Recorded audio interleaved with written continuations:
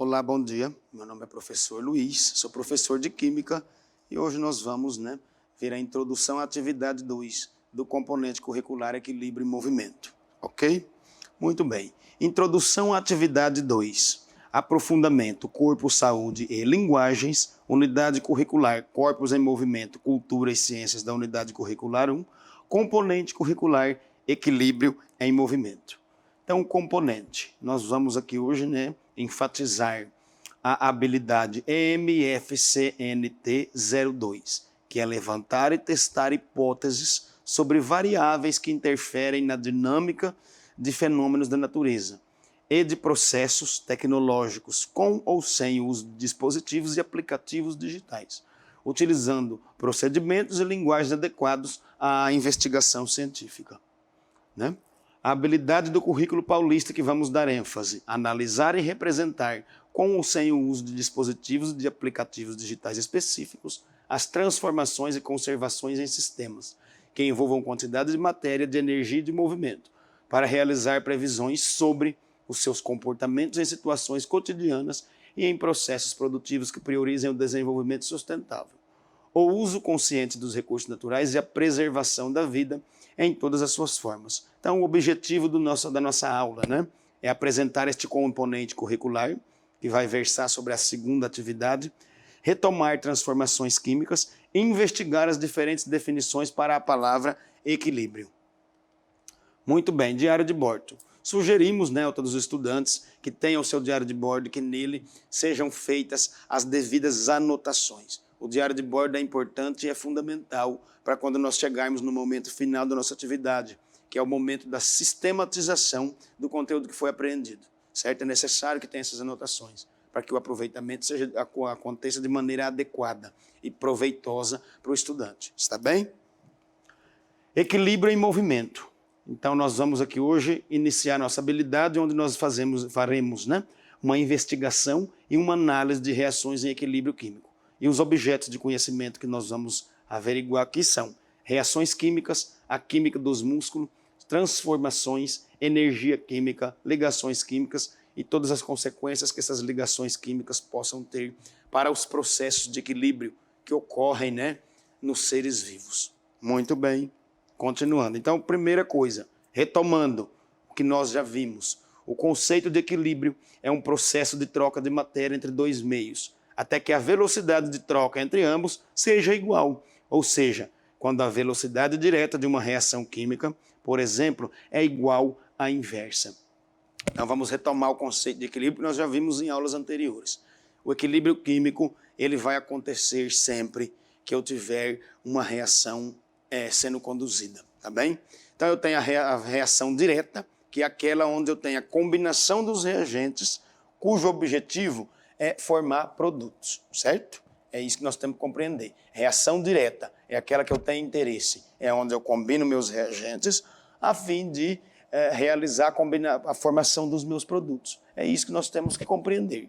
Já quando eu tenho um segundo caso, onde eu tenho o meu produto sendo decomposto em reagentes de novo, eu tenho a reação inversa, certo? É o produto sendo decomposto novamente em reagentes, certo? E esses essas reações serão influenciadas por alguns fatores que são importantes nós falarmos sobre eles, certo? Fatores como temperatura, pressão, concentração dos reagentes, são os 3 fatores mais importantes e que irão influenciar de maneira efetiva no processo de ocorrência de reações químicas, porque eles são fatores físicos que influenciam as reações químicas e a sua ocorrência. Outra coisa importante que vale a gente salientar é quando a gente fala em produto e reagente. O produto e o reagente, ele é muito peculiar. Ele depende daquilo que eu tenho interesse. Então, produto sempre será o composto químico no qual eu tenho interesse. Então, eu irei combinar reagentes para que eu tenha ele, certo? Mas tem coisa na reação, por exemplo, que a gente considera como produto em uma reação, que na verdade ele pode ser o nosso reagente. Vamos supor que nós tenhamos aqui a reação da amônia, certo? Eu tenho a reação de produção da amônia, onde eu tenho gás nitrogênio, mais 3 moléculas de hidrogênio, mais 2 moléculas de amônia, certo? Tem essa reação acontecendo aqui.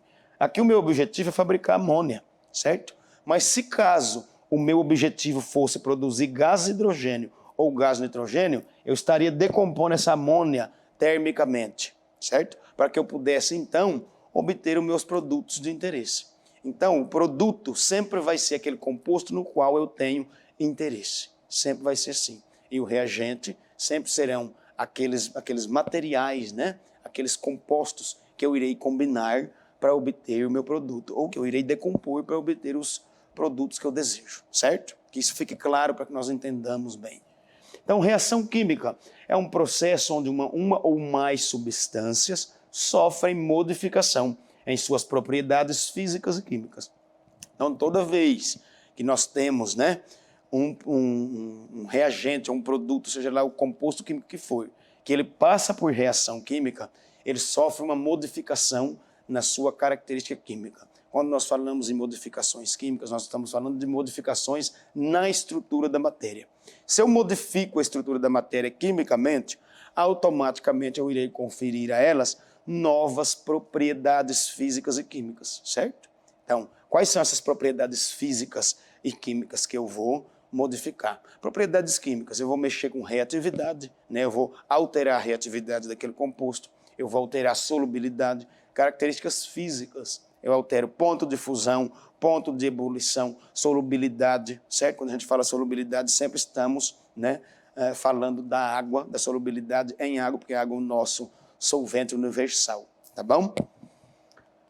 Então, fatores, né, que eu já tinha dito que podem afetar o equilíbrio. Pode ser a concentração dos reagentes. Se a quantidade de reagentes for aumentada, a reação se desloca no sentido direto, que é a formação dos produtos. Então, toda vez que eu tenho um aumento, né, na temperatura do meu sistema reacional, automaticamente eu tenho um aumento nos choques entre essas moléculas.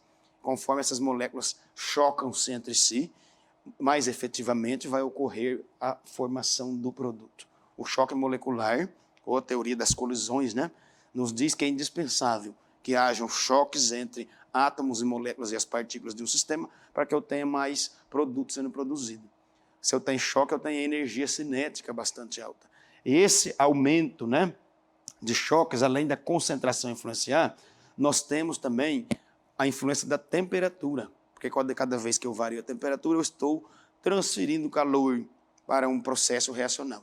Se eu estou transferindo calor, eu estou aumentando a energia cinética, porque a energia calor, né, a forma energética que nós chamamos de calor, ela vai ser transformada em energia cinética, que é a energia que está relacionada ao movimento.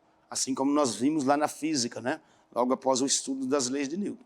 Então, o que acontece? Toda vez que eu tenho energia na forma de calor, ela vai ser absorvida pelas moléculas, certo? E isso vai provocar uma agitação, vai provocar um maior movimento dessas moléculas. E isso aumenta os choques entre elas, fazendo com que elas se liguem com maior facilidade.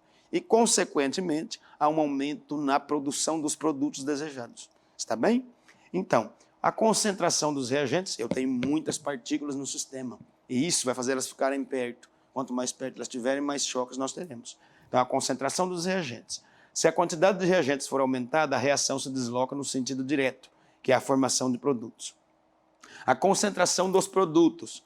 Se a quantidade de produtos aumenta, a reação tende a se deslocar no sentido inverso, onde os produtos serão decompostos, formando novamente os reagentes, ou até mesmo cessando o processo. Então, existem casos em reações químicas, né? Porque nós temos muitas peculiaridades quando nós estamos falando de reações químicas. São muitas situações peculiares. E nós temos que estudá-las não de uma maneira geral, mas de uma maneira mais próxima daquilo que nós estamos desejando, não é verdade?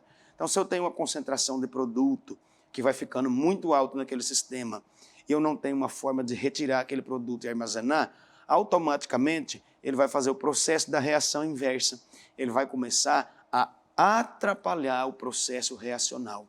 Vai começar a atrapalhar a combinação de um reagente com outro, porque não tem mais espaço para aquele produto ficar. Ou seja, quanto mais reagente eu combino, mais aquele produto eu formo. Só que a concentração dele já está muito alta, né? E ele tem que sair do sistema para que possa mais reagentes se combinar e produzi-lo novamente. Se ele ficar lá dentro, ele vai fazer o processo inverso. Ele vai começar a se decompor novamente nos reagentes que nós tínhamos anteriormente, certo? Então, na indústria química, nós temos sempre um sistema onde vai acontecendo a retirada do produto formado, para que tenha espaço para mais produto ser formado. Senão, a velocidade das reações vai ficar igual, há um igualamento nas velocidades da reação direta e na reação inversa. Quando eu tenho duas velocidades iguais, com sinais diferentes, em sentido diferente, eu tenho uma anulação, e a velocidade da minha reação se torna igual a zero. Se a velocidade da minha reação for igual a zero, isso significa que ela parou, ela atingiu o equilíbrio, certo? E nem sempre isso é interessante para o processo industrial, a não ser quando nós estejamos falando, né, do nosso metabolismo, que nós vamos ver mais adiante. Então, a temperatura do sistema, como eu já havia dito antes, né? A temperatura é uma grandeza física que, quando ela sofrer as devidas variações, o que vai acontecer? Eu tenho a transferência de calor entre corpos que estão no sistema, certo? Então, a temperatura, né, é uma grandeza física responsável pelo que mede o grau de agitação de um sistema, tá certo? Por quê? Porque ela fornece calor para as partículas. E à medida que eu tenho muito calor absorvido, eu tenho bastante energia cinética, ou energia relacionada ao movimento. Eu já tinha falado isso anteriormente, né? Nós temos muito movimento de partículas. Quanto mais calor, maior a quantidade de movimento que essas partículas deverão ter, né? E isso de maneira muito importante para que a reação aconteça.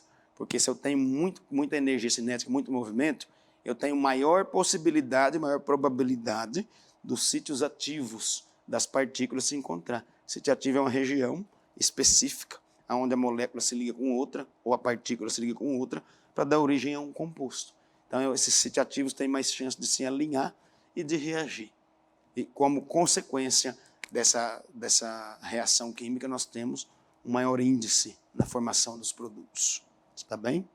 Então, a temperatura do sistema. As variações de temperatura podem aumentar a quantidade de calor em um sistema reacional, o que provoca agitação molecular, e isso leva a uma interação elevada entre as partículas reagentes, aumentando a quantidade de produtos. Se houver diminuição da temperatura, o contrário ocorre. Uma quantidade menor de calor diminui a velocidade da reação. Por quê? Se eu tenho pouco calor, eu tenho as partículas mais afastadas umas das outras, certo? Elas vão estar ali mais paradas. Isso dificulta a interação entre o sítio ativo de uma partícula com o sítio ativo da outra partícula. E, consequentemente, nós não temos uma ligação química favorável. Nós não vamos ter uma formação de produto favorável, ou de acordo com aquilo que nós estabelecemos. Está bem? Muito bem. Outro fator importantíssimo, né, que vai definitivamente influenciar numa reação química é a pressão, que é uma grandeza física, né, que nós temos a definição dela aqui, ó. Pressão ocorre quando uma força é aplicada sobre uma área qualquer. Então, se aplicamos uma força sobre dois gases que reagem entre si, haverá aumento da velocidade da reação direta, no sentido da formação de produtos. Caso haja um aumento na pressão de produtos gasosos, ela tende a impedir a formação de mais produtos, ou a decomposição dos produtos formados em reagentes. Então, o que é a pressão? A pressão é uma grandeza física representada, né, pela divisão de uma força sobre uma área, ou seja, uma força que foi aplicada sobre uma área. Nós temos uma distribuição de uma única força sobre uma área determinada. Isso é a grandeza que nos dá a pressão. Então, quanto maior for a pressão, mais próxima as partículas vão estar entre si. Por que isso vai acontecer? Porque a pressão provoca uma aproximação entre essas partículas, né? Provocando a aproximação entre essas partículas, elas vão reagir com maior facilidade. Tendo esse processo de reação mais fácil, nós temos maior formação dos produtos, evidentemente. Não é verdade? Então, reação química reversível. Nós também vamos ver no nosso conteúdo. Então, na verdade, todas as reações químicas são reversíveis. Isso nos é mostrado pela segunda lei da termodinâmica, ou seja, o que a segunda lei da termodinâmica nos diz? Ela diz que todo sistema, né, ele tende a atingir um grau de desordem máximo para que o equilíbrio seja estabelecido. Então, a reação reversível é isso. Uma reação reversível é aquela que pode pegar que tem a possibilidade de um produto ser convertido novamente nos reagentes que deram origem a ele. Então, na verdade, todas as reações químicas são reversíveis. Isso vai depender da quantidade de energia que eu vou utilizar e dos processos que eu vou utilizar para reverter essa reação. Na verdade, não existe reação química irreversível. O que existe são reações que tem que ser usado um processo muito difícil para reverter, mas todas elas são reversíveis sim, né? Então, na verdade, todas as reações químicas são reversíveis. Isso nos é mostrado pela segunda lei da termodinâmica. O que existe, na verdade, são reações, onde há uma facilidade maior de que haja decomposição de produtos em reagentes. Então, reversibilidade é a conversão dos produtos em reagentes, devido às variações energéticas. Por isso que eu já havia dito anteriormente, não é verdade, que produto e reagente é muito peculiar. Por que eles são muito peculiares? Por causa da facilidade da facilidade ou da dificuldade da reversibilidade de uma reação química. Tá certo? Se existe reversibilidade, então existe a peculiaridade entre produto e reagente, evidentemente. Tá bom? Muito bem. Equilíbrio químico. Vamos definir mais uma vez aqui, mais um significado, né? Mais uma ressignificação para essa palavra. Precisamos conhecer o equilíbrio químico, seus conceitos e constantes. Por que os constantes dele, principalmente? Porque nós estamos vendo a parte matemática disso daí. Nós sabemos que a química é descrita pela linguagem matemática. E o equilíbrio químico tem as suas equações também, né? Então, precisamos conhecer o equilíbrio químico, seus conceitos e constantes, visto que ele descreve a manutenção da vida. Então, dentro dos corpos dos seres vivos, existe o metabolismo. Metabolismo é uma sequência de reações químicas que visam a obtenção de energia para a manutenção da vida, certo? Então, esse é o objetivo das várias reações que acontecem no processo metabólico, obtenção de energia. E todas essas reações, elas devem estar em equilíbrio químico perfeito, para que aconteça de maneira efetiva, né? Porque da reação metabólica depende a vida. A vida precisa de energia para que ela aconteça, certo? Então, a todo momento em nosso corpo, ocorrem reações químicas, certo? As quais compõem o metabolismo. Processo esse que tem como objetivo promover transformações químicas que produzam energia por meio dos alimentos os quais ingerimos. Então, aqueles alimentos que nós ingerimos serão transformados em energia durante o processo metabólico, certo? Durante esse processo metabólico é transformado em energia, essa energia é usada para a manutenção da vida. Ok? Muito bem. Então, reações metabólicas. Em nenhum tipo de reação química é tão fundamental a manutenção do equilíbrio quanto o metabolismo, visto que o metabolismo é um processo de obtenção de energia para a manutenção da vida. Qualquer falha, né, que houver nesse processo trará grande prejuízo à vida. É por isso que o processo metabólico ele tem que estar sempre em perfeito equilíbrio químico, certo? Muito bem. Vamos lá. Então vamos falar um pouco da nossa atividade. Por que nos sentimos cansados após a realização de uma atividade física, certo? Porque nós temos a formação de ácido lático no metabolismo da nossa musculatura, certo? E isso é uma coisa que precisa ser corrigida, isso não vai nos trazer cansaço. Nós desequilibramos os nossos processos musculares quando nós realizamos atividades físicas muito intensas. Há um desequilíbrio, certo? É por isso que vem aí como consequência o cansaço. Então, sempre que eu tenho um desequilíbrio, eu vou ter uma consequência negativa. Quando esse equilíbrio químico é violado, nós vamos sentir uma consequência negativa, tanto para a nossa saúde quanto para a natureza. Está bem? Então, vamos ver aqui. Atividade, porque nos sentimos cansados após a atividade física. O que vocês poderão fazer com isso daqui? Vocês poderão fazer um pequeno case contendo de 3 a 5 alternativas, versando sobre tudo isso, né, que nós falamos aqui, para que nós possamos guardar bem esse conceito de equilíbrio químico para nós, certo? Então, muito bem, obrigado mais uma vez pela atenção, agradeço a todos vocês, que todos tenham um ótimo dia e façam um bom aproveitamento da nossa aula. Até mais.